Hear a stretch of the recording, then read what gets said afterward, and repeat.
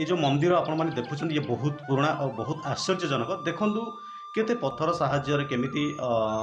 आमर प्राचीन कालर engineering planning रे पत्थर सहित केमिति मंदिर भीतर जो पादुका पानी सेटा को बाहर को आने को केते प्लानिंग रे सहित करा जायछि।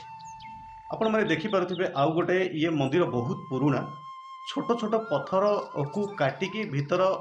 होल करके आउ से छोट छोट पत्थर को जॉइंट करके छातर पानी की बा पहाड़ ऊपर पानी की केमिति तल को पाइप साहाय्य नवाई से माने प्लानिंग करते अद्भुत प्लानिंग देखो से केते बढ़िया भाग से प्लानिंग बनई आ से प्लानिंग आपण मैंने देखी भाभी पारुथिबे केते सुंदर प्लानिंग बना है।